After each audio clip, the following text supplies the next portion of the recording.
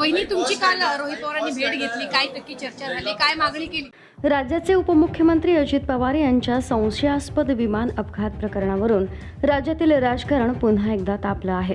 राष्ट्रवादीचे आमदार रोहित पवार यांनी या अपघाताबाबत सातत्यानं प्रश्न उपस्थित करत चौकशीची मागणी तीव्र केली आहे. गेल्या 3 आठवड्यांपासून रोहित पवार यांनी 4 ते 5 पत्रकार परिषदा घेत या अपघातामागं घातपात असण्याची शक्यता व्यक्त केली आहे. तसंच या प्रकरणाच्या चौकशीत विलंब करणाऱ्या यंत्रणांवरही त्यांनी गंभीर आरोप केले आहेत. याच पार्श्वभूमीवर रोहित पवार यांनी मुंबईतील विधान भवनात राज्याच्या उपमुख्यमंत्री सुनेत्रा पवार यांची भेट घेतली.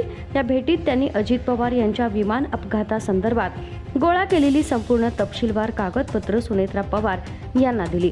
तसंच या प्रकरणात सुरू असलेल्या चौकशीच्या पाठपुराव्याची सविस्तर माहितीही त्यांना दिली. या भेटीनंतर रोहित पवार यांनी माध्यमांशी बोलताना सांगितलं की अजितदादांच्या विमान अपघाताशी संबंधित सर्व माहिती आणि तपशील सुनेत्रा काकींना दिला आहे. तसंच या अपघातात मृत्यू झालेल्या जाधव, माळी आणि पाठक कुटुंबियांच्या मागण्यांबाबतही त्यांच्याशी चर्चा करण्यात आली.